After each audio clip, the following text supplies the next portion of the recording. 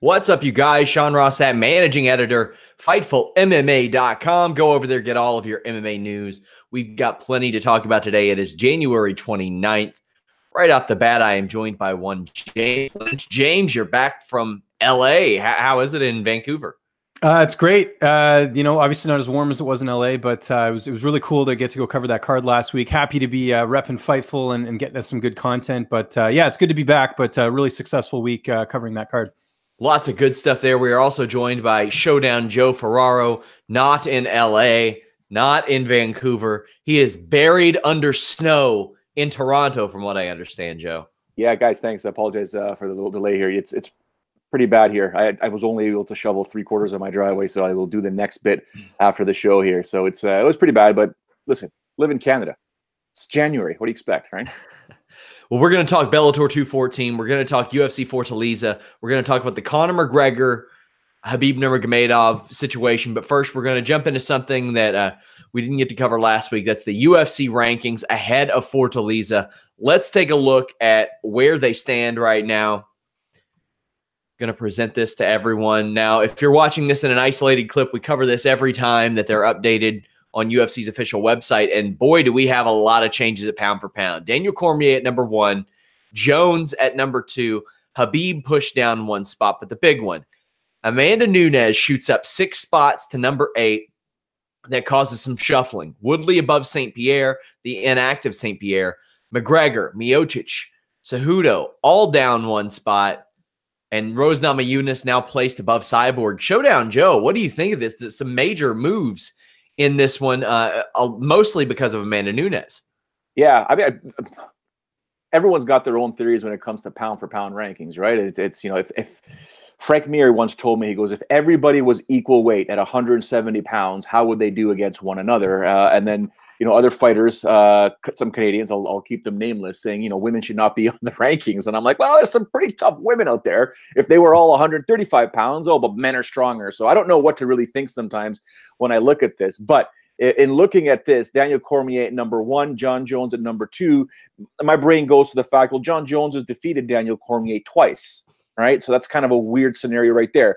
Khabib Nurmagomedov, if he was to take on Henry Cejudo and they were at the same weight, how would his wrestling do against Henry Cejudo? So I think it's great fodder. It's great conversations, but it is what it is. I don't know if GSP is not relative right now when you think about it. He's gone from the sport technically. I was going to ask about that. What do you think he should even be ranked? No, I don't believe so. I mean, he might be the first person to tell you, get me off those rankings. They make no sense. I'm not even competing right now. So is what it is. But Cyborg at 15 kind of has me, even though she's only lost once, in what, forever. So it is kind of weird, but yeah, it's an interesting dynamic here. Stipe Miocic even being on there is a bit strange for me because, when you think of a well-rounded mixed martial arts in comparison to all the guys that are out there, if Stipe Miocic and someone else were at the same weight, would he win? Would he lose? Right?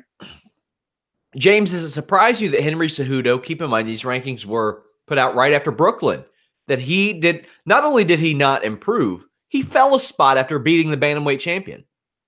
Yeah, the Cejudo thing's a little confusing to me as well, because I don't even know. Yes, he has the win over Dillashaw, but I mean, the Johnson fight was close. It's like, I think they have to sort of look at the context here. I don't even know if I like, he definitely belongs on this list, but him at number 5 behind Holloway seems a little odd to me. Like, you have guys that have, defended their title a couple times. I think those should be ranked a little bit higher. Someone like Nunes, clearly, who's, defended her title at 135 and then also gone up and fought Cyborg and defeated her the way she did. That should put her up. I mean, she's at 7. I could even put her up even higher than that, to be honest. It's, again, this is all subjective, but yeah, I'm a little, and I'm with Joe too. St. Pierre should not be on there. Like, it's clear he's not coming back anytime soon. So get him off, and then when he's ready to come back, we can have that conversation. The funny thing about this, it says the rankings were updated on the 21st. It does not reflect this based on what we see. Like, it's just really weird the way that some of these rankings fall. And I think they need to get a new panel in. But Peter Yan at number 14, bantamweight, not a lot to speak about there. Chad Mendes falls 3 spots to number 8. Josh Emmett falls 1 spot to number 10 in the featherweight rankings. Volkanovski, though, cracks that top 5. Not only that, the top 4. He's up there with Moicano. I'm inclined to agree with this, James. I think this is one where they got it right. Yeah, no, certainly. I'm liking the movement here. I mean, if you look at this list, you can't really argue with a lot in terms of where fighters are placed and everything like that. Yeah, I don't say that too often, so maybe I'll just quit while I'm ahead right here. Over in the lightweight rankings, James Vick moves up 2 spots to number 9. Alex Hernandez manages to move up a spot. Trinaldo, Hooker, Felder, Gillespie, Islam Makhachev all move up a spot, which means Chiesa, after he's been yanked from the rankings, causes somebody in like Alexander Hernandez to move up a spot. That's wild, man. Alexander Hernandez gets absolutely fathered by Donald Cerrone and moves up. So no real movements there. Cerrone's still ranked at number 13. Over at middleweight, you have Uriah Hall switching spots with Elias Theodorou. Light heavyweight, you have Cormier moving down to that number 1 spot after losing the championship. But Corey Anderson and Thiago Santos are the ones I'm interested in. They are tied at number 6. Anderson shoots up 4 spots to take number 6. He is behind Ozdemir. Santos moves up 1 spot, so there is no 7 ranking. We have Ilir Latifi dropping 4 to number 9. Manoa at number 10. What do you think about these, Joe? Yeah, it's an interesting dynamic the way things are set up here. I take nothing away from Corey Anderson, but I'm not sure if he should be that high. I get it, I understand it. DC though, what do we say about DC? Is he going to be competing again at 205 pounds? Is he taking a slot from someone that potentially could be up at number 15? Although the division is kind of slim when you do think about it, but like you said, the panel right now that makes these calls or makes these votings or does the voting. Yeah, I don't know, man. It's just it's strange, but I think Dominic Reyes and Santos should be a little higher, but I digress. Up next, we have the heavyweight division with some changes. Marcin Tybura moves up a spot. Justin Willis falls down 1. Walt Harris at number 13. Andrei Arlovsky falls to number 14. Struve falls to number 15. What do you think about Walt Harris's debut on these re-debut on these rankings? I think, James. Did he not get flagged by USADA? I thought I read something about that. So it's just like, but it just goes to show, like the fact that Stefan Struve is still a top 15 heavyweight just tells you everything you need to know about how shallow the heavyweight division is outside some of the the top fighters. I mean, Struve hasn't won a fight, it seems like, in a very long time. Arlovsky as well. Yeah, I mean, I don't have an issue with it. I think if anything, it just exposes how weak the division is outside some of the top fighters. Betchko Haya falls to number 12 in women's bantamweight. Another dove cries. But at women's flyweight, how dare you? At women's flyweight, Jennifer Maia up at 11. Ashley Evans-Smith, Borella, and Andrea Lee all fall down 1 spot. Jennifer Maia, you think she can contend in this division, Joe? Yeah. Yeah, and she just got to get her act together in terms of just focusing. But I think she's got the skill set. We all know that. I mean, it's just a matter of her trying to understand certain things. But yeah, I believe she can. Well, the news hit right before we went on the air today, actually, about the Conor McGregor Habib Nurmagomedov situation. Ali Abdelaziz not happy with some of the punishments handed down as well, but they did appear. John Jones is appearing today as well. But lots of information here. We have a clearer picture of when Habib Nurmagomedov, Conor McGregor can fight again. James, the fines were a point of contention, it seemed. $500,000 for Nurmagomedov, McGregor $50,000. I'm inclined to agree with that fine at the very least. Yeah, I am as well. You can't jump outside the cage. I mean, it's dangerous. And yes, I realize the bar has been set pretty low just with the fact that McGregor threw a dolly at a bus, but that doesn't excuse the fact that these guys got to act like professionals. Leave the fighting in the ring, or in the cage, I should say. And yeah, I reading the punishments and everything, nothing surprised me. And I thought the fines were about right. Yeah, I mean, nothing here really surprised me, just seeing everything that's coming out right now. Teammates of Habib, Abu Akbar Nurmagomedov, and Zabura Tukagov were given 1-year suspensions and fined $25,000. And Ariel Helwani says that he doesn't expect Habib to fight until his teammates are no longer suspended, which would be October 2019. And that Habib will reportedly pay for the fines of his teammates. I get the sense of nobility that he might have, Joe. But to me, quite frankly, sitting out until your teammates aren't suspended is flat out stupid. But I want to know what you think. Yeah, well, it's the culture thing, right? It's what he believes in. It's one of those things that they're wired differently than the way most people in North America think. So I completely get it. I completely understand it. And he wants to just put a stand out there. I mean, he got a 9-month suspension, can be retroactive because of, if he does his community service with the police force and everything like that. Then, if they like it, they accept it, it can go down to 6 months similar to Connor. So that's one thing there, but it's irrelevant. He may not even do that because he's like, well, if my teammates are going to be out, I'm staying out, right? They think differently. That's just, they're very proud. A very proud portion and region of that world. So I'm not surprised. I mean, the reality is this. I mean, if there wasn't such a huge pay-per-view and money-making scenario, I don't know if anyone found it ironic that yesterday's UFC press release talked about how big this pay-per-view actually was the day before the actual hearing. So I think that was pretty strategic on the UFC's part. But when it comes to Habib and his teammates, I mean, they're lucky they didn't get suspended for life. Because if it was anybody else, and if it wasn't this big of a name, they'd have been gone for life, probably, right? So it's money talks sometimes, guys. Well, let's talk about the suspensions. Conor McGregor received a 6-month suspension. This is retroactive to October 6th, 2018. Khabib Nurmagomedov was handed down a 9-month suspension, but he can have it reduced to 6 if he participates in an anti-bullying PSA campaign. So November, December, January, we're about almost 4 months into the suspension anyway. So Conor McGregor got a fine. That's what Conor McGregor got. He got a fine, and Khabib Nurmagomedov, I'm sure if he wants to sit out, he doesn't have to do a PSA campaign. But, I mean, it's such a low-effort way. It is the commission saying, here's a nice way for you to get out of this if you want to fight this summer. And if he does that, then he can fight. You can go ahead and schedule a fight with him and Tony Ferguson. James, what did you think of the suspensions that were handed down? Yeah, pretty much par for the course. Of course, it's retroactive, so really they're not going to be missing too much time. The thing I'd be curious with as far as Habib fighting is, he obviously does Ramadan, so he won't be training during those months. So it could be a while before you see Habib back, and I hate to use the I word, but it would be a while that he would be coming back to fight again. Yeah. So I'm curious to see what the UFC does in this situation, because not having a lightweight champion fight for a while is pretty. I mean, it hurts the division, right? And then you have Tony Ferguson, who rightfully deserves a shot, and there's so many pieces. So I think what. To answer your question, I mean, yeah, the suspensions were about what I thought they were going to be. The real question now is, how are they going to do these fights? Because they have to figure out who's going to fight when. And, like I said, Habib versus Tony should happen, but they got to be reasonable about it too. You don't want to be sitting out an entire year. Yeah, just so you guys know, Ramadan starts on May 5th, ends on June 4th. So, and you never know how long it'll take him to recover for something like that. And there's some fighters that fight through it, but Habib is traditionally not one of those guys.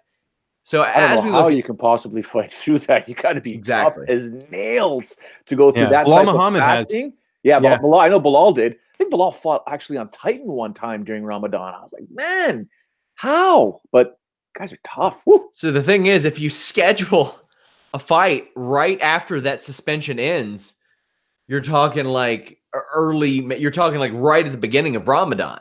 That ain't happening. You think that Habib, of all people, is going to go into his fight not like with that eating schedule the way that it is? Oh man! So we could be looking at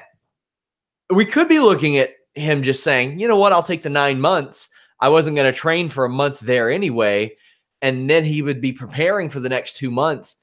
Wild situation that we have here. We'll have more on it at FightfulMMA.com because this situation is very much ongoing. Habib had tweeted afterwards, always politics. Like he very clearly wasn't happy about this. But one thing I was happy about was Bellator 214. James, you were there live. You got a ton of content here on this channel. I know some of you still watching the Pro Wrestling channel. If you want to watch this show live, youtube.com/FightfulMMA Boxing is the way to go.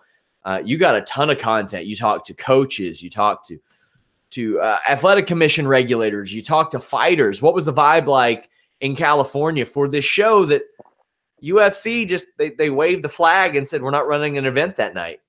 Yeah, it was great. There was a lot of media out there because of Fedor. I didn't realize how, like I know how popular he is sort of in our bubble, but just from, like a Russian perspective, he was mobbed. I didn't even get us anything on media day because I was going to have to wait about 20, 30 minutes to get there. And then I'd only get a couple interviews. So I didn't even bother. And I asked some of the Russian media members after, what is Fedor like, and he's just like a superstar over there. Like it's just crazy. We forget sometimes how big he is. So that was something that surprised me, but it was just cool to see all the different fighters that were there. Like, they had John Fitch and Rory McDonald and Liam McFarlane. Like they brought a bunch of fighters out, which I thought was good. I saw Douglas Lima there as well. So it was like a good turnout. And then, you just had a lot of different camps out there and everything else. It was a good vibe and a pretty good turnout. Like it felt like a big card, which, certainly it was just with some of the names that were on there, like Fedor and Aaron Pico and everything else. But it was a cool fight week. I actually really enjoyed it. And I was glad that I was able to get as much content as I did. So we'll have a story on it this week out of the interview, but you did not answer this question on your Parting Shot MMA podcast. You interviewed John Fitch, who stated that when he found out wrestling wasn't real, he, quote, cut the dicks off of his wrestling toys. Now, I have had a number of wrestling toys in my day, none of which had dicks. What kind of toys did John Fitch have? Valid point. Yeah, I don't know. I have no idea. I just when he said it, I was just kind of like, I don't want to make this guy look like he's a serial killer or something like that. So I was kind of like, okay, that's something I've never heard before. So let's move along. But yeah, he's a different guy. I mean, Joe, you've interviewed him a bunch of times. He's just he's out there, but in a good way, and that is a quote I'll probably never get to use again in an interview. So one of a kind thing right there. Oh, I was all too happy to put that on a thumbnail. I was very excited to put that on a thumbnail, but. There were some boxing this weekend as well. We have a lot of content up on that. But when I look at all the people that you talked to, James, I mean, you also talked to Rory McDonald, you talked to Ilima McFarlane, you talked to Henry Corrales. There was quite a bit of buzz around this, and Bellator knew they've got some things that fell into place for them. You had some. I mean, Alex Perez was there too, cleared up his status about the flyweight division. Matt Brown was there as well. Interviews with all those guys are up. Who stood out the most to you from a charisma standpoint that you talked to at this show?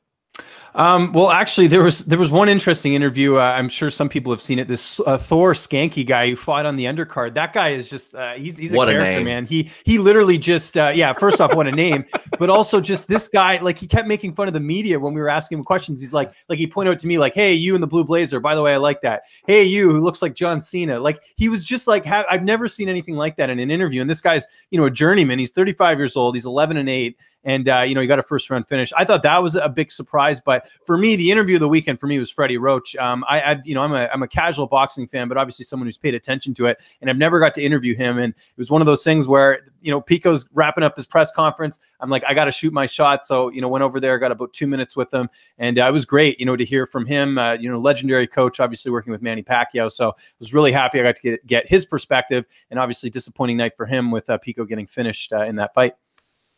Yeah, one of my writers, Jeremy Lambert, when he was getting the interviews published, he was like, man, this Thor guy rules. That was one that stood out to him. But we had the actual event, and a lot of the buzz surrounded Jake Hager, the former Jack Swagger. Had just a wealth of WWE support on a really busy WWE weekend. Now, Joe, I know you and James don't exactly follow a lot of wrestling, but this show and Jack Swagger, Jake Hager's fight went up about 20, 30 minutes after WWE had a pretty big show on Saturday night.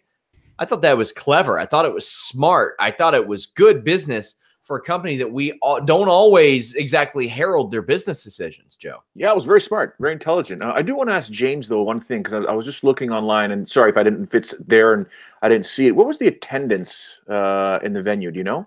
I didn't get exact figures, but I know I believe the actual gate was really strong from what I saw. I haven't seen anything because it was one of those things that got back, just basically had to go be a dad as soon as I got home. So I've missed a lot of the post stuff because a lot of that happened after I was done. So yeah, the reason why I'm asking is this, every time, during the post-fight interview when Jake was being interviewed by Big John McCarthy, the audio that I had was like, is there anybody there? Is anybody reacting to what he's saying? It just seems like such a dead crowd. I mean, there was more, craziness at Titan this past week. And then what I saw there, I thought, because he went off a little bit. I don't know if that's a shtick, Sean, if that's what he usually did when he was at WWE, but I was expecting a much louder cheer. Well, I don't know that a lot of people even knew who he was in that regard. I mean, different crowd, but I know that it got an awful lot of buzz. There were a lot of people happy, and he wasn't the biggest star in WWE. He got a world championship. He had a title match at WrestleMania, won Money in the Bank, and those are all great accomplishments.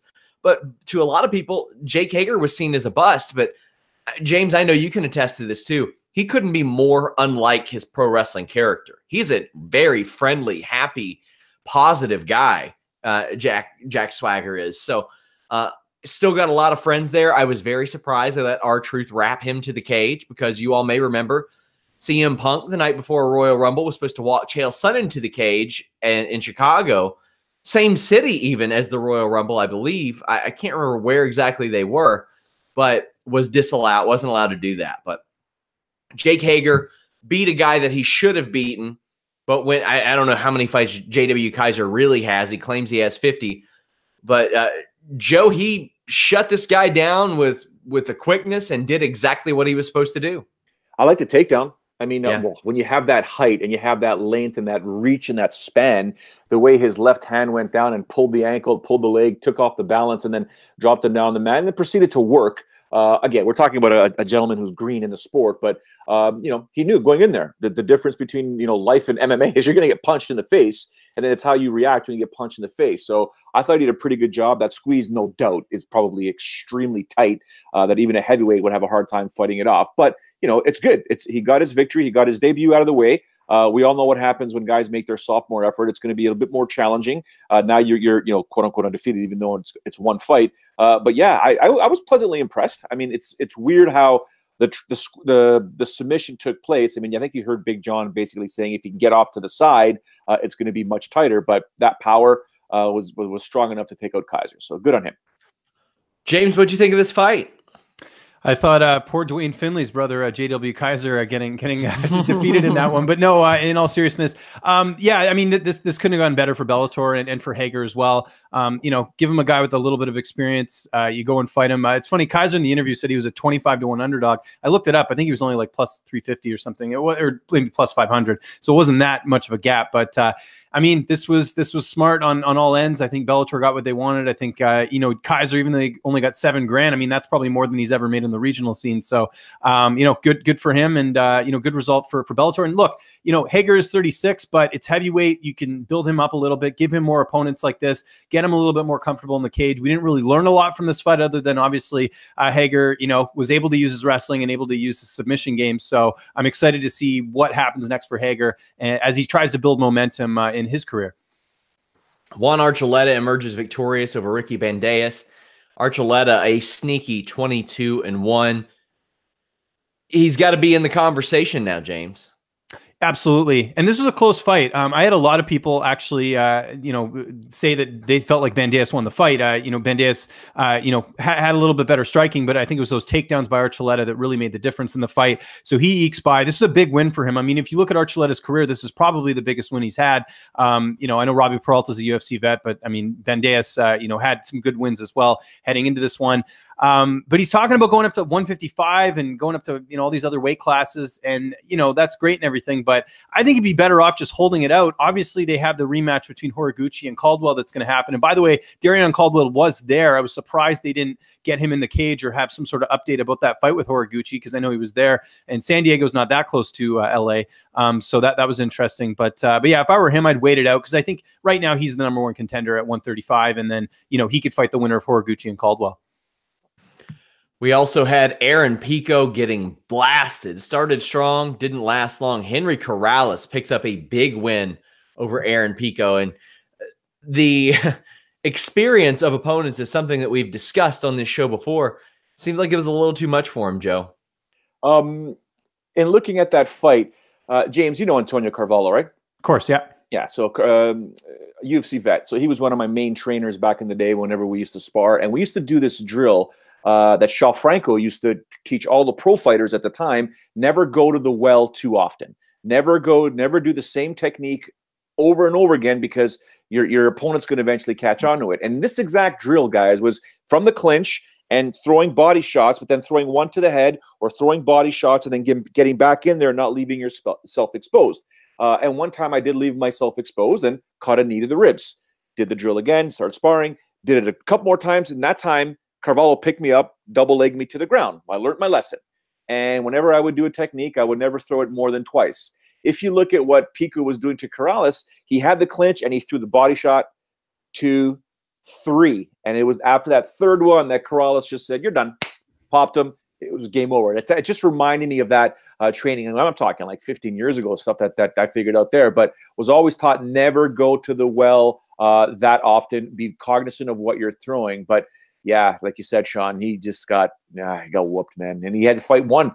He just had to, Big John said it. Don't go in there for the kill. You got 15 minutes to do this. You hurt your opponent. Try and go in there for the finish. If it doesn't work, be very cognizant of your defense. All due respect to Josh Thompson, but in his analysis after the fight, he said, quote, "Aaron Pico's got to realize that boxing gloves are much larger than MMA gloves." And I said, wow, that was a sweetheart deal you got to sign with Bellator. My God. But Aaron Pico is still 22 years old, a young 22 as well. I just turned it in September. 6 fights since June 2017. Do you think he should maybe take a step back, James?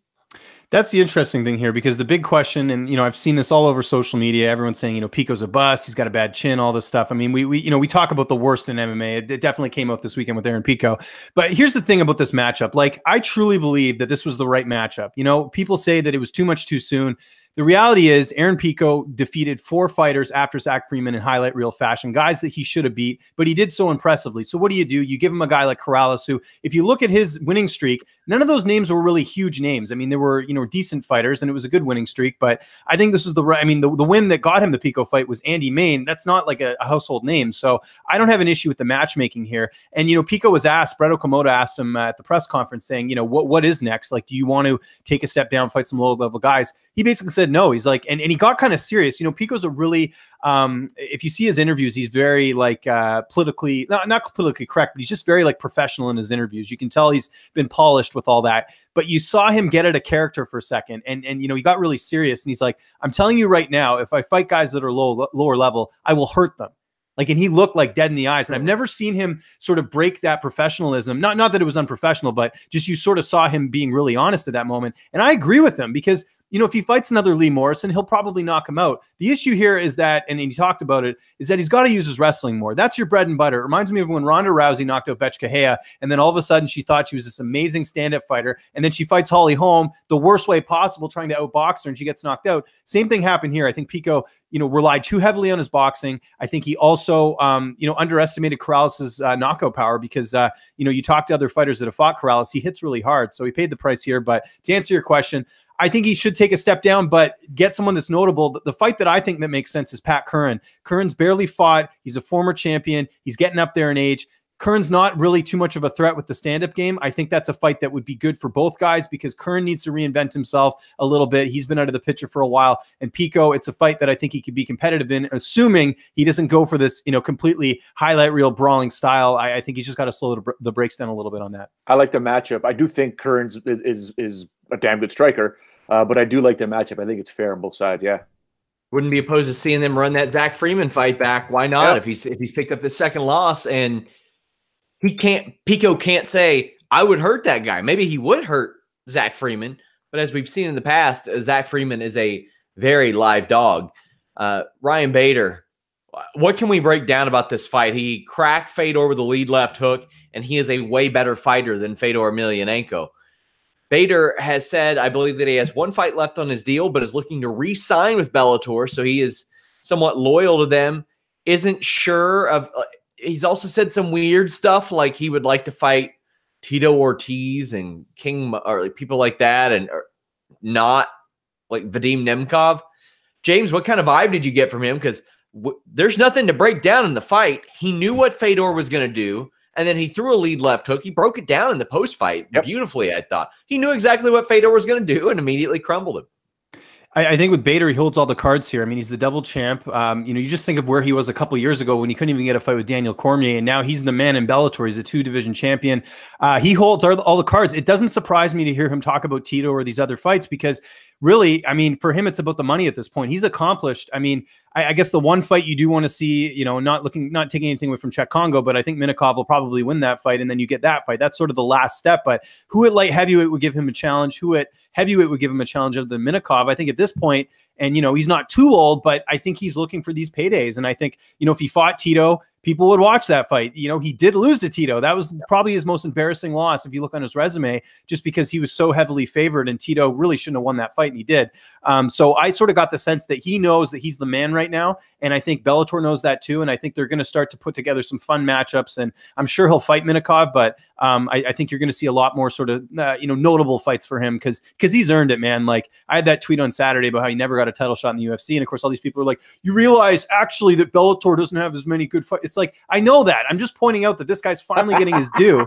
You know, that he's getting, you know, titles in a different organization. Like, people act like I don't know the difference between Bellator and the UFC. It's weird to me that people act like Phil Davis, Linton Vassell, and King Mo were walks in the park, that jumping up and fighting, even though it was a walk in the park for Bader, on paper, that him fighting those two guys, that was not a walk in the park.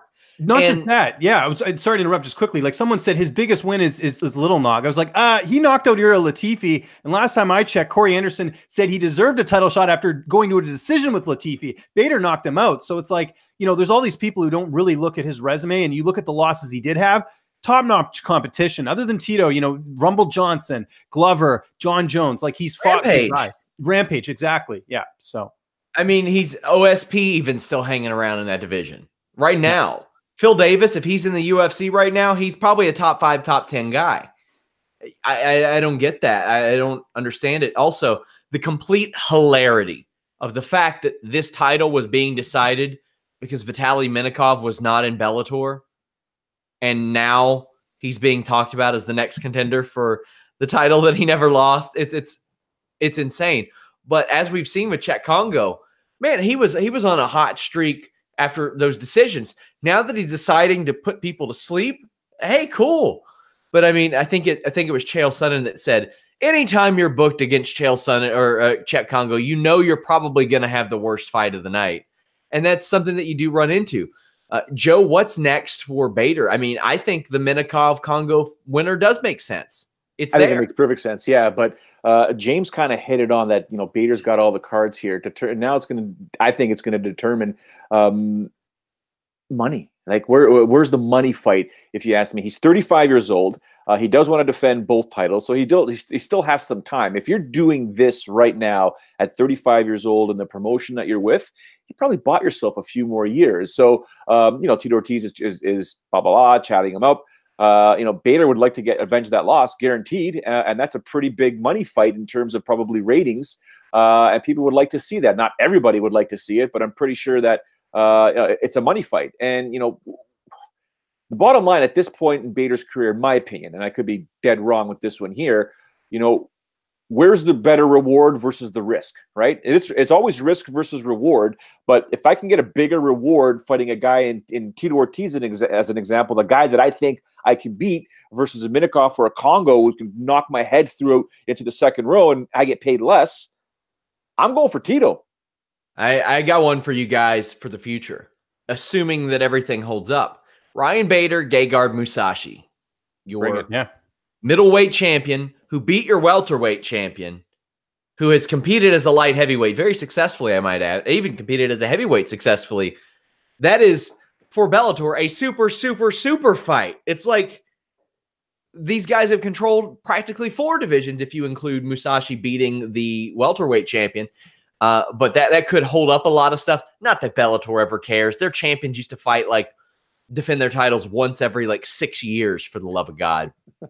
Hey, maybe Cole Conrad will show back up. I'd be down for that, too. We miss you, Cole. UFC Fortaleza takes place this weekend, February 2nd. Got some it's sneaky, decent card here.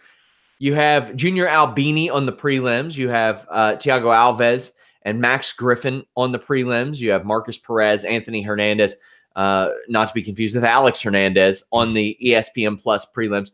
You have a top 15 in, how do you say her name, Joe? Mara. Yeah. Romero Borella. There you go. I'm not going to do that one the disservice. What stands out to you on these prelims, James?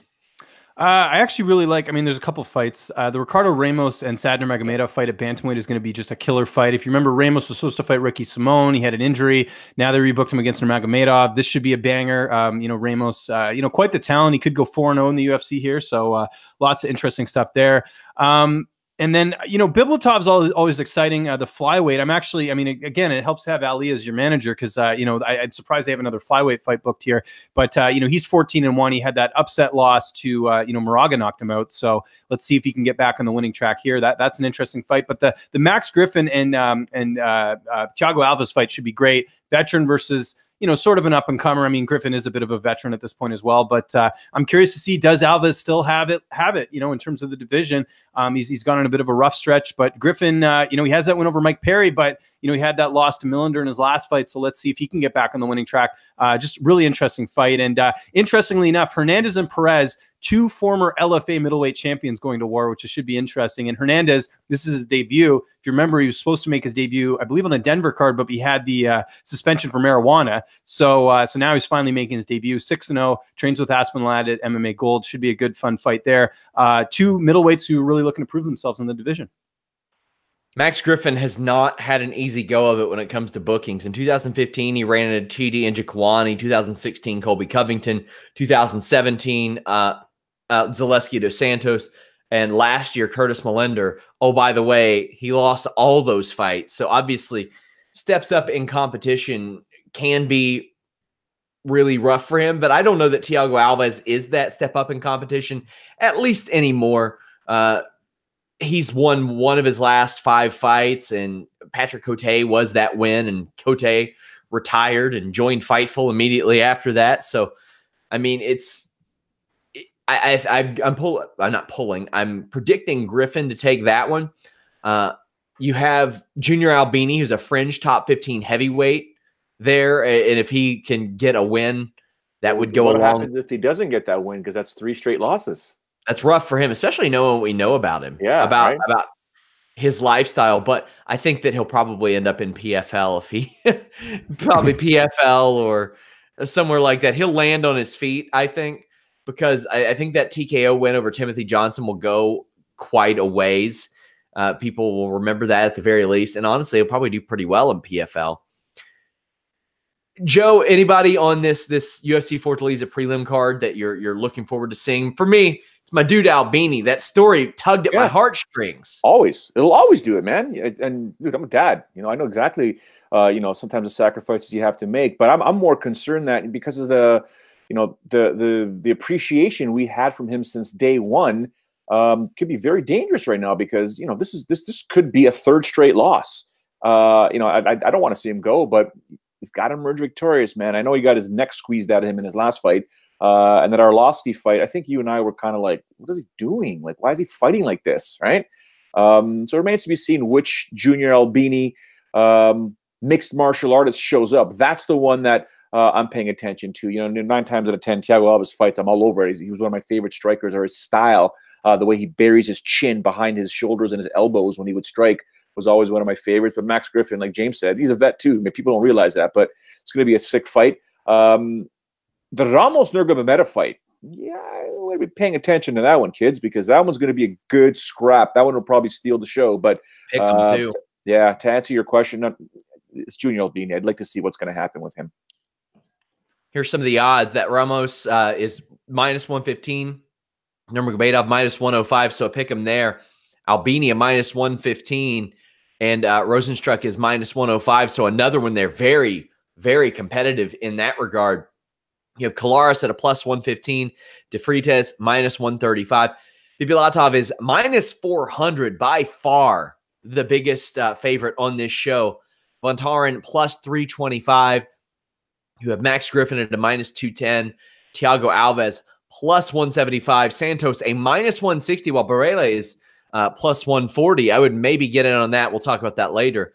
Marcus Perez a +150. Hernandez a -170.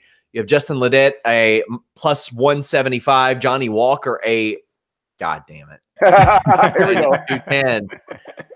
Oh, damn. Souza, a minus 225. Frota, a plus 185. James, God damn it. What am I doing?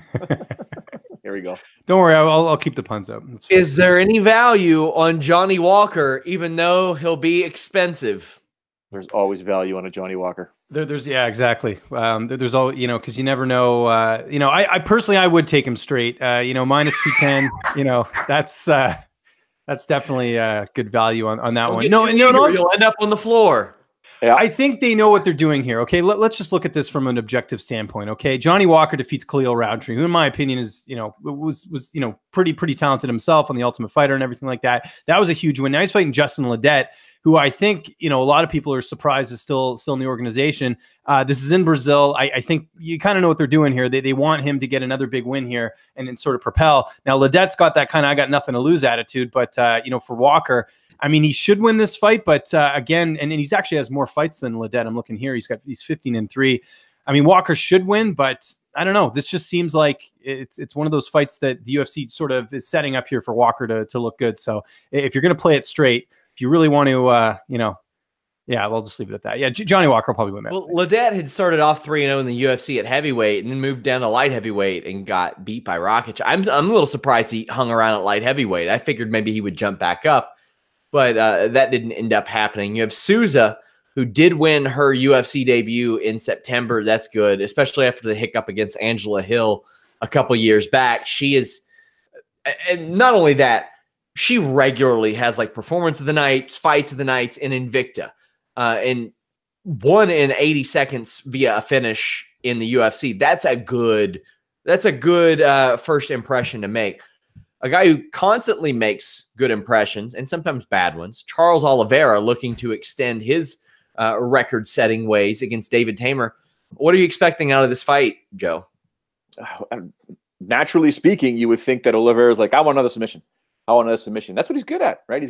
He actually does have good striking. If you go back to when he first got into the UFC, he knew how to use that length versus his opponents. And then as soon as he ran into Jim Miller the first time, that's when things changed because he got tapped out and then, kind of had that up and down run. But this guy's a submission specialist. If he can get a hold of you in some way, somehow. But there was always back in the day, questions about his heart. If you hurt him early and let him force the fight in a different manner, you can knock this guy out, or he'll find a way to get out of the fight. And Tamor has that ability. So I like the fight. I just think Oliveira is going to do anything and everything to continue to pad that record of submissions.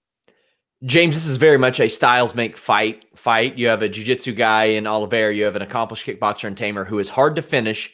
5-0 in the UFC. He also went 2-1. But the fight he lost on Tough was only a 2-rounder. So who knows what would have happened with that extra round? It's like I count them if they're finishes, but I don't really count them if they're 2-round majority wins or anything like that. But the odds have Oliveira at minus 120, Tamer at plus 100. I think those are fair, but I want to know the odds that you're giving it that Charles Oliveira says that he wants to move back to featherweight if he wins this fight. Yeah, minus 1,000 for sure. I mean, that's every fight for him. I get Oliveira being the favorite here, with his experience and obviously his submissions as well, but Tamer's never been submitted in his career. He's a guy that can turn a really exciting fight kind of boring. I mean, you look at the win over Lentz, you look at the win over Jakar Close. I mean, those are good wins. If you look at both those guys, what they've been doing after losing to Tamer, they've been both doing quite well. So I think there is some value here on Tamer, as far as this matchup goes, because while he doesn't have the experience, he is a guy that can always take a fighter out of their element. And that includes Oliveira. If he's able to stuff some of those takedowns and avoid the ground, I think it's a fight that he can win. So, like I said, Oliveira is rightfully the favorite, but don't be surprised if Tamer pulls this one off.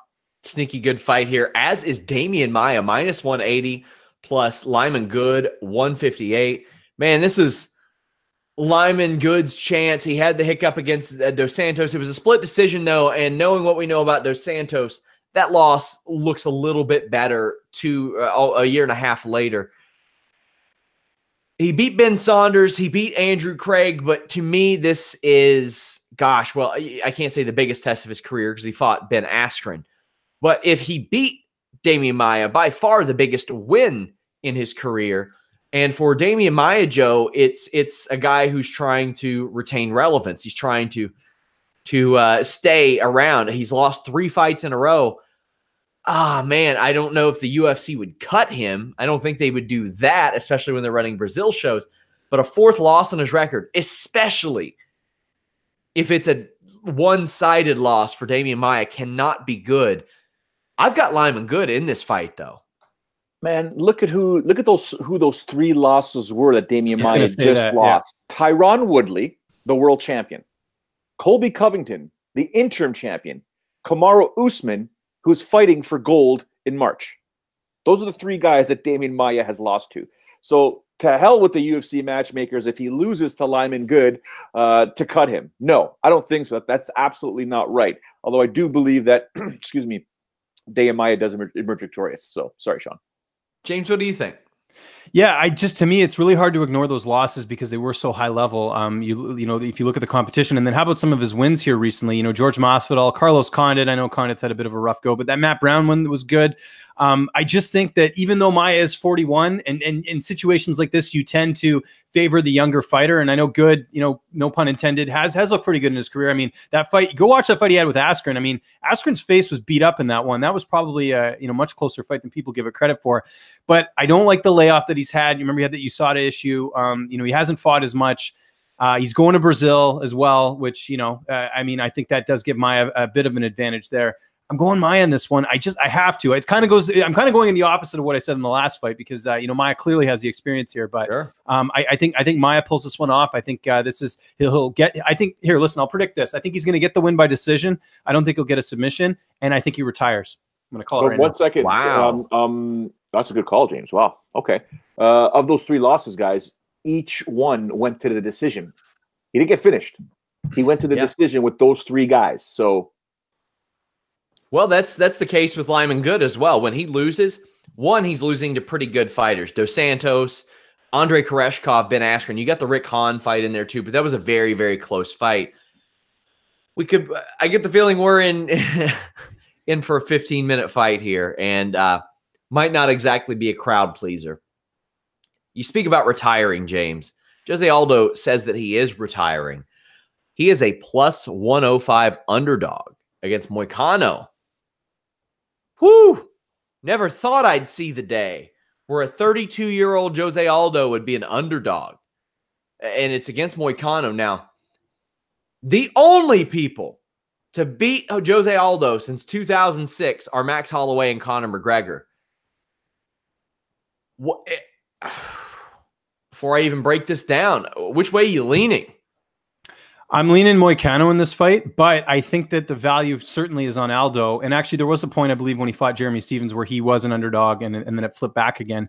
The thing that I look at here is just that at some point, you know, Aldo's got to slow down a little bit. I realize he's not that old, but you do look at the damage. You do look at, you know, some of the things he's had to overcome, you know, just mentally losing the way he did against Conor. His last fight certainly silenced a lot of those critics, but I think Moicano is just getting better and better. His only loss is to Ortega. You know, this guy was the backup for Holloway, you know, and Ortega when they were fighting. Clearly, you know, his record speaks for itself. I was just so impressed even last year, that win he had over Calvin Kattar, how dominating he was. I think he's ready. And he, you know, he said it, you know, in an interview where he's just like, you know, it's my time. I'm the younger guy. I'm ready to do this. I think he does it here. But saying that, I think the value here is on Aldo just because of his experience and everything else. So if you're going to bet this fight, definitely go Aldo. But I think Moicano pulls this off. Jose Aldo is a rare, I got 5 on it for me. I'll give my picks. I mean, a rare, I got 5 on it at plus 105.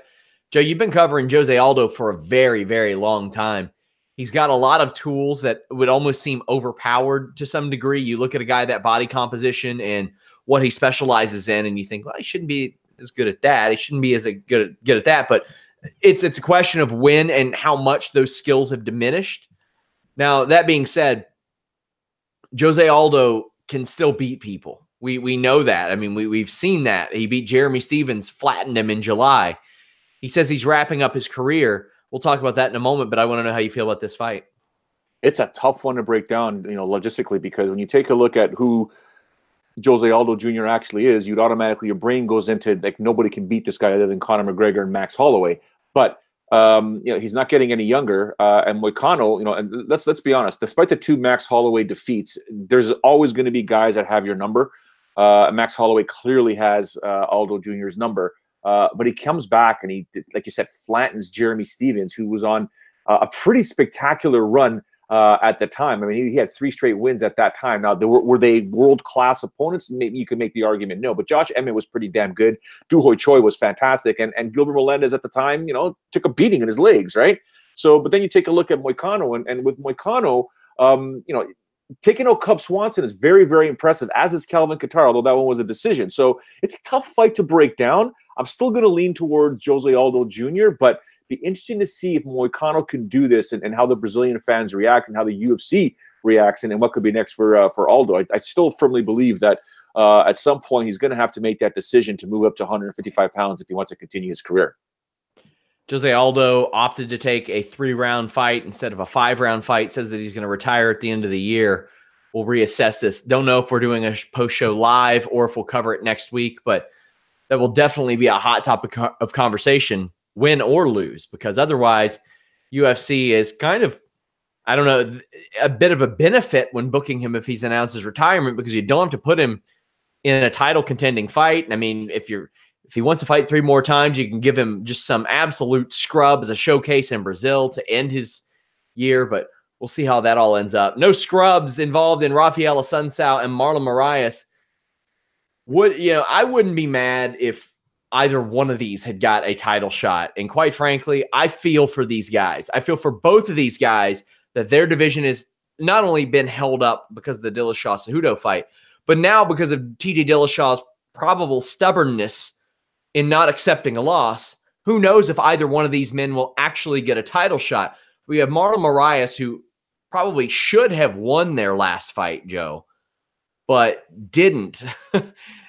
What adjustments do you think that he has made to ensure that he doesn't have a victory taken from him? Yeah, that was an extremely close fight, and I think you and I both scored it for Marlon back in the day. That was 2017 June. So he's a minus 170 favorite over Assunção plus 150 right now. Yeah, I'm not gonna lie to you guys, and James, I'm not sure if you'll agree, but I got this as a pick 'em. But these guys are that close, in my opinion, and that skilled. We saw what happened in the first one. It was a very close fight, but I think Marlon did do enough to earn the victory. The difference is that was a headliner on a Fox. This is a main event. This is a 5-round fight. So this is the opportunity now for Marlon to not only redeem that loss, but don't be in a rush, man. Don't be in a rush, because we see how explosive he can be in the opening minutes of a fight. Assunção is going to just be calm. Assunção can stay in that 3rd gear the minute that fight starts and just cruise all the way for 25 minutes unless a finish presents itself. So I think we're going to see a very methodical fight here. I mean, it could be wrong. It's a fight, right? But a very methodical fight unless something presents itself. So look for these guys to slightly win 10-9 rounds each, and I think the final round will determine who's going to win this fight. It's going to be a fantastic fight because they're so evenly matched, and I think it's going to be great. James, 80% of fans and 95% of media gave the first fight to Moraes. Assunção, one of the big questions I had, and I'll never forget, it was the talking point the week that we launched Fightful. Assunção hadn't fought in almost 2 years, and he had a really bad ankle injury. And his first opponent back was TJ Dillashaw. And I'm thinking, man, you had a major ankle injury. You're fighting at 135, and that's the guy they put you up against. And based on the performances against Sterling and Moraes, it did seem like it took a little while for him to get his legs back underneath him, because that is not a division to be in if you have this restricted footwork and you have a lingering ankle injury. Well, the Matt Lopez fight, he picked up a big KO. He really made an impact on Rob Font, but underline that performance. But we're running this one back for a year and a half later. As close as I think the skill set is, I think some of the physical tools favor Marlon Moraes, but I want to know what you think. Yeah, this really comes down to just, I think they're both equally skilled. I just think that if you look at the two, Moraes has got that power factor, and so at any point in the fight, he can't end it. Whereas Assunção, he does have that win, but he only seems to get finishes over lower level competition. A lot of his wins are by decision. They're close fights. I mean, we can't ignore them either. That win over Rob Font just back in July or whenever it was, that was an impressive win. I mean, Rob's a really top guy in that division. Moraes, I mean, he's just looked unstoppable. It's almost like losing that fight actually made him more motivated, because the finishes finishes he got after that have just been amazing, especially the Jimmy Rivera one. Rivera was on a huge winning streak, and then he went out there and finished him in 33 seconds. So I'm going to favor Moraes, but again, it's one of those situations where I think there is some value on Assunção because he is one of those guys that can bring you into his world, make it kind of a boring fight, and pull off a decision here. I do got to point this out though in the first fight. I know, like I thought Assunção won the fight, but I thought it was funny that Ali, Moraes' manager, said, "Oh, the judges were just biased." Well, they're both Brazilian, so how is one biased over the other? So I thought that was funny, but we could expect to see another close fight here. But I think the fact that it is a little bit longer, Moraes could get in there and finish this fight. So I'm gonna pick Moraes, but I think the value on this fight is on Assunção. Speaking of value, my UFC Fortaleza, I got 5 on it. For those unfamiliar, if you got $5 extra, you can throw it on these. They are flyers. I am not necessarily picking these people to win, but Sarah Frota and Livia Renata Souza, plus 185 for Frota. She is undefeated. You all probably saw her, or maybe saw her, with a fairly quick win on Dana White's Contender Series. In a division like this, I think there's always that possibility. There's this sense of unpredictability in some of these fights, much like the UFC heavyweight division. Although they're not comparable in style, or they are comparable in skill at some degree. That being said, Souza is very good. Also, I have Bantaran and Bibilatov, even though I'm fully expecting Magomed to win this fight. Plus 325 at flyweight in Bantaran's home country. Bibilatov making that travel. I think that's an okay one. And then I've got Jose Aldo. Like I said, a rare plus 105. I got 5 on it. But considering who we're talking about, I'm like, you know what? Even though there's not a ton of value, as James said, there is value there with Jose Aldo. Those are I got 5 on it. We'll review how those ended up next week. But we have a few questions as we wrap up. What do you guys think of the announced Romero versus Costa fight rebooked for the 3rd time, Joe? Yeah. I don't know what to think of that, to be honest with you. Yeah, it's fine. It's all good.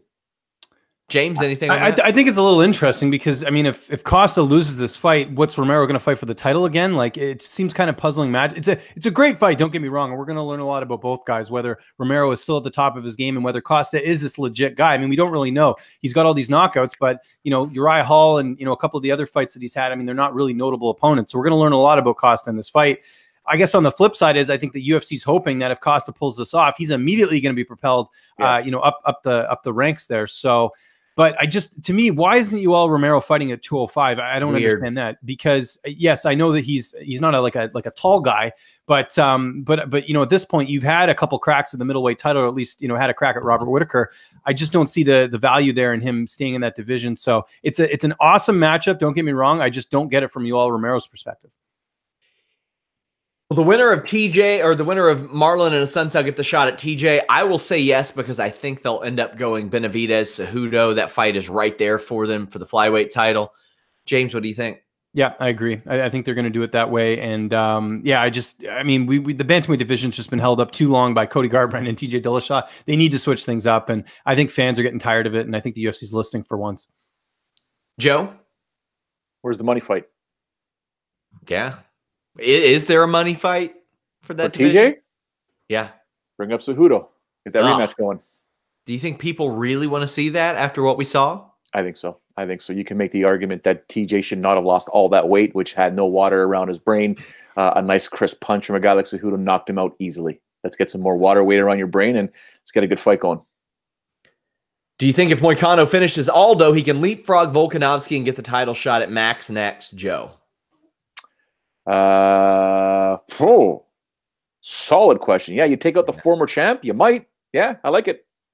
James, how about you? Yeah, I think he will. He was already the backup for the title fight. The UFC obviously thinks very highly of him, and taking out a former champion in Aldo is a bigger win than Mendez. I hate to say it, but Aldo was a former champ, Mendez wasn't, so this would be a huge win.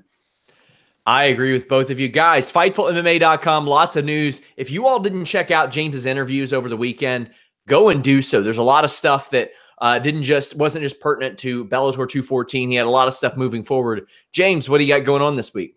Well, quickly plug some of those Bellator interviews that people might have missed. I played, what was it? I played Mortal Kombat with Ricky Bandeas. You can check that out. Played GoldenEye with Ian Butler. You can check that out. Talked to Andy Foster, got his reasoning. As far as I know, I don't ever think we've seen Andy Foster on camera. People are eviscerating him in the comments. Exactly. You got to check it out, though. Andy Foster, sounds like a bad guy in a Western movie. It's great. You're going to love the interview. Awesome. Check that out. And then what's the other one? Freddie Roach, like we talked about here on the show. Check that out. I was one of the few people who got a quick statement from him on Aaron Pico losing and what he needs to do moving forward. So check all those out. And yeah, what a blast that was covering Bellator. Follow me on Twitter at Lynch on Sports. Joe, what do you got going on this week besides shoveling a lot of snow? Oh, that's probably next year before I gotta go pick up my son. But same old, same old. Probably a lot of these. Trying to catch up with what James has been doing with all those interviews. So I'll be sitting down with some coffee and catching up with James and just reading up on the John Jones stuff that's happening and paying more close attention to what Nurmagomedov and McGregor are going to be doing. But of course, getting ready for Saturday's fights and whatnot. So same old for me. Work, and more work. Somebody says you guys are forgetting about Davis and Figueiredo and Jesse Formiga. Must be a title eliminator. No, it must not be. Joseph Benavidez won a fight. He was the backup fighter. I think he's got a win over Cejudo. He's next in line. Follow me at Sean Ross App. Till next time, we're out.